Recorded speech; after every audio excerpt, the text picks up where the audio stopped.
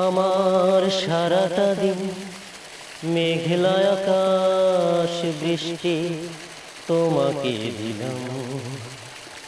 গান আসলে গাওয়ার ইচ্ছা বা ছোটবেলা থেকে গান গাইতাম, অনেক গান শুনতাম।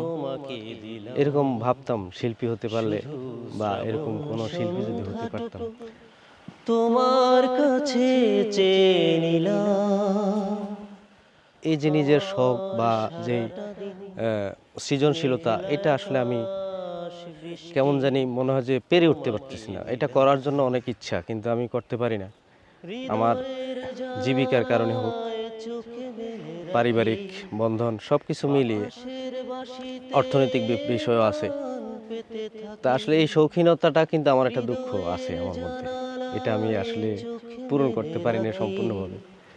বাতাসের বাঁশিতে গান পেতে থাকি, তাকে কাছে ডেকে মনের আঙিনা থেকে বৃষ্টি তোমাকে তবু ফিরিয়ে দিলাম। আর আর এরপরে ভ্রমণের ইচ্ছাও খুব আছে, কিন্তু ভ্রমণ করব করব বলে ভ্রমণ করা হয় না। এগুলো আমার জীবনে অপূর্ণতা মনে হয় অনেকটা আর কি।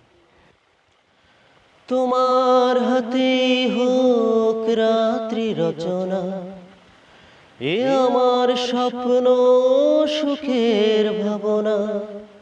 স্কুলেও কখনো ওইরকম ভাবে গান গাই নাই। একবার স্কুলে গান গাইতে উঠছিলাম, আমি কি বলছি আমি নিজেও জানি না। আমার এটা একটা হাস্যকর ব্যাপার হয়েছে।